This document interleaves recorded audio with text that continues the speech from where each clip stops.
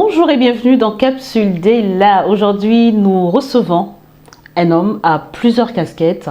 Il est serviteur de Dieu et en même temps entrepreneur. Alors, suivez-moi, on part à sa rencontre. Monsieur Parfait Zanga, bonjour. Bonjour Madame Ella. Je suis ravie de vous avoir dans Capsule d'Ella, dans cette émission. Je vous en prie. Alors, Monsieur Zanga, pour les personnes qui ne vous connaissent pas, est-ce que vous pouvez nous dire qui est Monsieur Parfait Zanga? Alors, Monsieur Parfait Zanga est premièrement un père de famille et un homme d'église aussi, parce que je suis évangéliste. J'ai 23 ans de ministère, je suis le fondateur de l'église Cité des Oracles à Paris. Et je suis l'un des leaders du ministère Aimer le Maître et le Servir, qui a aujourd'hui plus de 40 ans en République centrafricaine, et dont la fondatrice est bien évidemment ma défunte mère, maman Marguerite Yawazin. En dehors de cette casquette de serviteur de Dieu, je suis en même temps un entrepreneur qui dirige une entreprise établie en France. J'ai aussi un BTS en gestion de stock et vente. J'ai une licence en théologie et je suis ressortissant de la plus grande école d'agent escale commercial à Roissy, Charles de Gaulle, à Paris. Très bien. Monsieur Zanga, vous êtes président donc, de la société Zanga Trading. Est-ce que vous pouvez nous en parler? À quoi ça consiste? Alors, justement, en parlant de la société Zanga Trading, ça c'est mon côté entrepreneur que vous... Tout à fait. qui ressort. Alors, Zanga Trading est une société qui se place à mi-chemin sur le marché international. Donc, je m'explique. C'est une société qui fait dans l'intermédiation commerciale relative aux ventes de tout ce qui est produit minier. Alors, vu l'expertise que j'ai depuis plus de 15 ans à 20 ans dans le diamant, plus précisément dans le diamant, donc ma société Zanga Trading se spécialise dans tout ce qui est collecte, expertise, évaluation, vente de tout ce qui est diamant et or. Et en dehors de ça, nous faisons en même temps de l'accompagnement auprès de nos clients, ce qui se traduit dans le conseil et la gestion des affaires. Donc, ce qui me permet au fait aujourd'hui, à moi en tant que chef d'entreprise, de travailler beaucoup plus dans le négoce international. Donc, je ne me limite pas seulement dans l'expertise, mais je fais aussi du négoce international, que ce soit en Afrique, en Europe et un peu partout. Ok. Voilà. Très bien. Alors, j'ai une question, Monsieur Zanga. Est-ce qu'on peut être homme de Dieu et en même temps être un homme politique? Alors, effectivement, hein, c'est une très très bonne question que vous me posez parce que sur le plan personnel, il y a beaucoup de personnes qui m'ont approché. Et donc, c'est l'occasion vraiment de parler de tout ça et d'étayer un peu... Alors, ce qu'il faut comprendre, c'est que, premièrement, c'est la manière à laquelle, comment nous définissons ce que c'est que la politique et comment nous entrevoyons la politique que nous voulons faire. Et je bénis le Seigneur de ce que, dans ma vie, j'ai rencontré un très très grand homme, paix à son âme, qui n'est plus de ce monde, qui était en même temps un serviteur de Dieu et en même temps un homme politique. Alors qu'il m'a expliqué ceci. La manière de définir la politique, c'est très simple. La politique, c'est tout simplement la gestion de la cité. Waouh. Voilà. Alors, premièrement, dans cette définition, quand je me rapproche en tant qu'un homme d'église pour voir toute la gestion que nous avons, quand on parle d'église, on parle des hommes et des femmes qui sont à notre disposition et que nous sommes censés diriger. C'est pas seulement l'aspect évangélique qui compte, mais c'est tout un aspect de vie sociale aussi. C'est-à-dire que l'Église accompagne aussi voilà, dans la société. Nous conseillons, nous orientons et nous soutenons aussi beaucoup. Donc nous participons d'une manière ou d'une autre déjà à cette vie, à cette gestion de cité dont on parle. Et pour aller un peu plus loin, nous pouvons plus précisément étaler plusieurs noms des serviteurs de Dieu ou encore des prophètes dans la Bible qui ont été des hommes de Dieu et qui ont été en même temps des hommes politiques, des hommes d'État. Nous pouvons citer le cas de Joseph, qui fut un ministre, nous pouvons citer le cas de Daniel, et le cas le plus plausible aujourd'hui, que nous pouvons vraiment, que tout le monde connaît, c'est le cas du roi David, qui est le seul personnage de la Bible qui a reçu les 3 onctions, l'onction sacerdotale, l'onction royale, l'onction lépreux, et que Dieu a établi comme roi en Israël et qui a dirigé une nation. Et ce que vous allez voir dans ça, vous allez voir que toutes les fois que des nations ont été dirigées vraiment par des serviteurs de Dieu, ça a été des moments où ces nations-là ont connu des moments glorieux avec Dieu. Et tout à l'heure, je disais, tout dépend aussi de la manière à laquelle nous entrevoyons cette politique. Alors, c'est là où moi, je viens parce que quand on parle de la politique aujourd'hui, les gens se limitent à la politique politicienne. Est-ce que vous voyez un peu? Oui. Donc, nous rapprochons avec une vision qui est totalement, qui est une vision nouvelle, une vision innovante de cette politique qui vient, mais à travers la parole de Dieu, à travers la recommandation de Dieu. Dans les psaumes, la parole de Dieu déclare que Dieu envoie ses ordres sur la terre et que ses paroles s'exécutent avec vitesse. Et donc vous comprenez aujourd'hui qu'en tant qu'un serviteur de Dieu, lorsque nous recevons une vision, que nous recevons un plan de Dieu pour le salut de la nation, pour le développement de la nation, qu'est-ce que nous faisons? Nous ne dirigeons pas par nous-mêmes. Nous ne venons pas avec nos propres convictions, pas avec nos propres idéologies, pas avec nos pensées, mais nous venons avec l'ordre établi de Dieu. Ça veut dire que je me place sous l'autorité établie de Dieu pour diriger selon la justice de Dieu et selon la parole de Dieu qui vient pour accomplir le plan de Dieu pour la nation. Cela se traduit comment?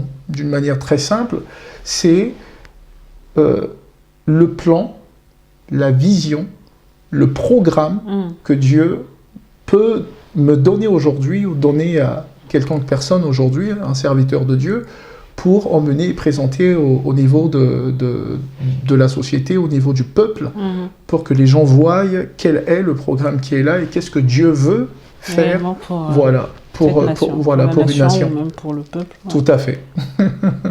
Le 13 octobre 2025, une vidéo de vous a inondé les réseaux sociaux. Tout à fait. Dans laquelle on vous voit aller donc déposer votre dossier de candidature aux élections présidentielles de décembre 2025. La question que tout le monde se pose, d'où vous vient cette ambition, ce courage, cette audace de briguer à la magistrature suprême?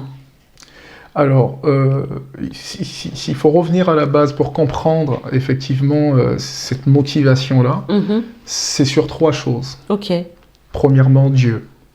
Je le disais tout à l'heure. En tant qu'un serviteur de Dieu, je pense que se lever aujourd'hui pour se présenter à la magistrature suprême, il faudrait parler en termes de décret du ciel. Personne ne peut se lever parce qu'on parle quand même de la magistrature suprême d'une nation. On parle d'une nation souveraine. Alors quand on se lève pour se présenter à la magistrature suprême, en tant qu'un serviteur de Dieu, c'est là où on doit parler du décret qui nous vient du ciel. C'est-à-dire une conviction qui nous vient de la part de Dieu. Et de par cette conviction, nous nous levons pour aller faire la volonté de Dieu. Je le disais tout à l'heure, c'est pas ma volonté, mais nous nous levons avec la volonté de Dieu, avec le plan de Dieu, avec la vision que Dieu a pour une nation. Et bien évidemment, pour aller présenter cela à la nation, au peuple. Bien sûr, on parle de la nation centrafricaine, pour aller présenter cela au peuple. Donc, premièrement, ça commence par Dieu. Premièrement, c'est ça. La deuxième chose, c'est tout simplement c'est tout simplement le fait d'être passé par un très très lent chemin. Et je voudrais aujourd'hui en profiter pour expliquer ce chemin-là à tous ceux qui attendaient cette réponse. Pour revenir à cela, ce qu'il faut comprendre dedans, c'est que depuis pratiquement plus de 15 ans, j'ai travaillé vraiment dans l'ombre, dans le sens d'approcher plus d'une fois les autorités centrafricaines avec de très grands programmes de développement, avec de très grands projets de développement qui n'ont pas malheureusement été pris en compte. Donc, si vous voulez, la deuxième raison, ça concerne la souffrance du peuple centrafricain. Durant tous ces parcours, comme je le disais, durant plus de ces 15 ans, en travaillant dans le négoce international, j'ai développé énormément de relations avec des partenaires, avec des bailleurs de fonds, et de par ces chemins-là, nous avons pu étudier à maintes reprises le problème que traverse la République centrafricaine, le problème, le contexte socio-politique, le contexte géopolitique régional de la République centrafricaine, la pauvreté au niveau de la République centrafricaine, la souffrance du peuple centrafricain. Et en travaillant à l'extérieur avec tous ces bailleurs de fonds, je me suis dit pourquoi ne pas m'approcher de nos dirigeants pour présenter au fait pas seulement que des programmes, pas seulement que des projets, mais avec des données et des statistiques réelles qui peuvent permettre à nos gouvernements de changer réellement la vie de chaque Centrafricain, la situation, encore l'histoire jusque-là de notre pays, de ce que la République centrafricaine travaille, en approchant ces chefs d'État, en approchant chaque gouvernement qui est passé avec tous les projets, avec tous les programmes de développement que j'avais entre les mains, je ne me situais pas qu'à ce niveau. Parce que durant toutes ces années, j'approchais vraiment le Centrafricain lambda. Parce que ce que les gens ne savent pas, c'est que je suis un fils du pays qui va sur le terrain, qui approche la population. Et quand on fait le diamant, quand on fait l'or, il faut aller sur le terrain. Donc ça veut dire que j'ai travaillé énormément à l'intérieur du pays. Si je peux donner un exemple, moi je suis un fils du pays qui a été formé à Boda. J'ai été formé à Boda par les plus grands noms de collecteurs, de certains de nos collecteurs, comme Paix à son âme, Idriss Kodesha, et plein d'autres encore, avec qui j'ai eu l'occasion de travailler vraiment sur le terrain. Ce qui m'a permis d'aller à l'intérieur et de voir la véritable souffrance du peuple centrafricain. En voyant ces souffrances et les capacités que nous avons, nous, en tant que fils du pays, de fois en tant que diaspora, ce que nous avons la capacité de faire à l'extérieur, quand nous travaillons avec les bailleurs de fonds, quand nous travaillons avec les autres États, on se dit, mais pourquoi ne pas ramener ça chez nous? Tout à fait. Et durant ces parcours, je me suis heurté à beaucoup de difficultés, à beaucoup d'obstacles. Parce que les réalités politiques, le contexte politique en Afrique est tellement difficile. Je peux prendre un exemple où, à partir de 2013 en allant, 2014 en allant, j'ai amené un très grand projet de construction de logements sociaux en République centrafricaine de 5 000 à 7 000 logements en 2 ans. Où, avec une équipe qui était capable de travailler même en temps de crise, on avait aussi des bailleurs de fonds qui étaient prêts à éjecter des fonds parce que la réalité que traversait Centrafrique à l'époque faisait qu'il n'y avait pas une garantie, il n'y avait pas les fonds nécessaires. Et on avait des partenaires qui étaient prêts à éjecter des fonds. Ce n'est pas que des projets ou des programmes utopiques, non, parce que c'est des projets qui ont été mis en œuvre par des États voisins et dont le résultat était très positif. Donc il y a les données, les statistiques de tout ce travail. Personnellement, j'ai travaillé pendant près de 8 mois en Guinée équatoriale sur le même projet, avec tous les acteurs qui ont permis aussi à ces projets-là de prendre vie.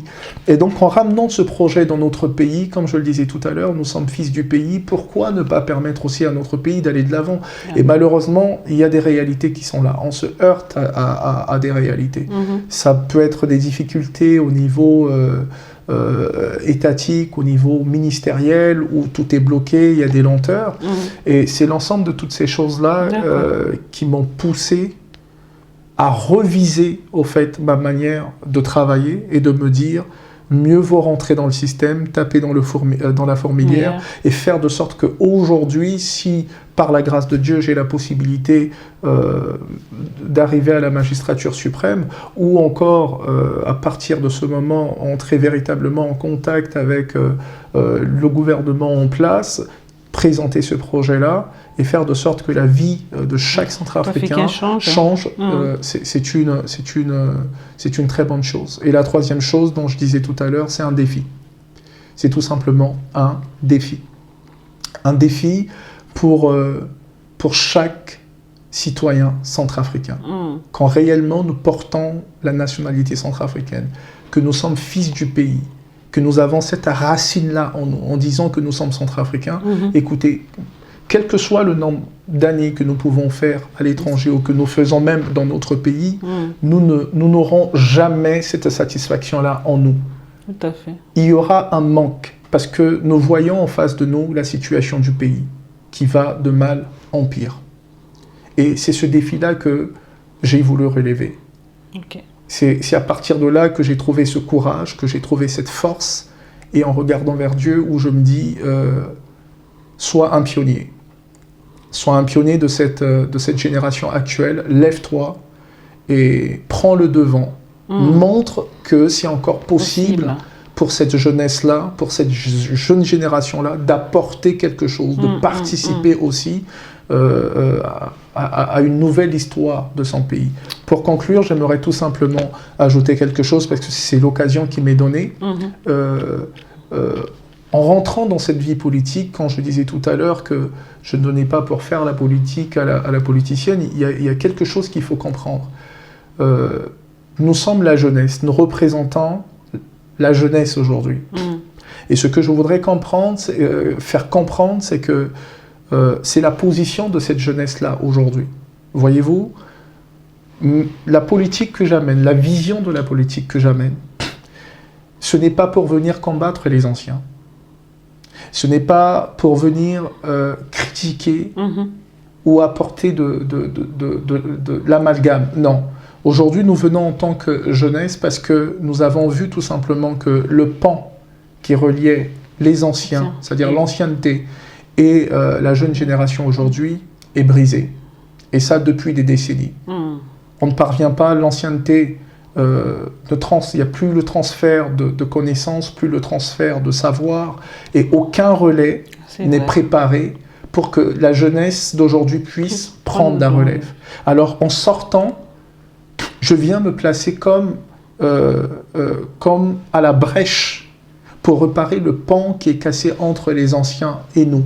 Pas par la guerre, pas en se rentrant dedans, pas en se lançant des pics, mais de manière pacifique et à travers une vision positive, à travers les programmes, à travers les projets que nous amenons, pour montrer que c'est possible de réparer le pan qui est cassé entre l'ancienneté et la génération actuelle. Et la chose ne s'arrête pas qu'à nous. Il faut comprendre que cette génération qui est là, cette jeunesse qui est là, il y a une génération qui vient après. Donc, notre rôle à nous aujourd'hui, cette génération qui ne doit pas dormir, qui doit se relever, c'est pour bâtir le pont qui était cassé entre les anciens et la génération, notre génération, la jeunesse actuelle, et de cette jeunesse actuelle à la génération à venir. Parce que nous avons des enfants. Nous avons des enfants. J'ai une fille aujourd'hui qui a 20 ans, qui est à l'université. J'ai un fils qui a 21 ans, qui est à l'université. Nous avons des enfants. Alors, quelle est sur le plan historique, ce que nous allons laisser à nos enfants. Oui. Donc c'est l'héritage de tout ça qui m'a poussé à me dire, dans 10 ans, j'aurai quel âge? J'aurai sûrement 55 ans. Mes enfants auront quel âge? Quel est le défi que j'ai relevé en montant et qu'est-ce que j'aurais laissé derrière moi? Tout à fait. À la génération à venir. Tout à fait. Je tiens à saluer votre courage, votre audace. Merci beaucoup. Parce que ça a été vraiment une grande surprise pour beaucoup de personnes. Tout à fait. Et une surprise agréable, je dirais. Alors, Monsieur Zanga, la dernière question. Quels sont les conseils que vous pouvez donner à un enfant de Dieu ou même à la jeunesse de votre pays qui désire entreprendre ou bien même qui aspire aux hautes sphères de la société? Alors, le conseil que j'ai à donner, c'est pas seulement aux serviteurs de Dieu, mais c'est à l'ensemble de tous les Centrafricains, que ce soit serviteurs de Dieu, que ce soit la jeune génération. Et comme la jeunesse est mentionnée, c'est premièrement le courage.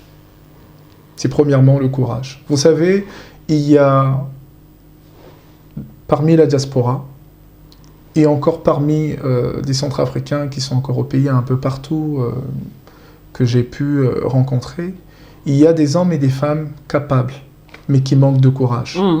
Ils manquent de courage, pourquoi? Parce qu'ils attendent encore d'être validés par la majorité. Waouh, ça c'est et ça, voilà, et ça c'est un réel blocage. Parce que tant que vous attendrez à être validé par la majorité, à être validé par l'ensemble de votre famille, où il faudrait que vous ayez l'assurance ou la garantie qui vient d'un membre de votre famille ou de quelqu'un que vous connaissez, vous n'arriverez jamais à ne rien faire. Vous avez des ambitions, vous avez des projets, vous avez la conviction, levez-vous. Levez-vous avec le peu que vous avez. Faites le premier pas et Dieu fera le reste. N'attendez pas. N'attendez pas.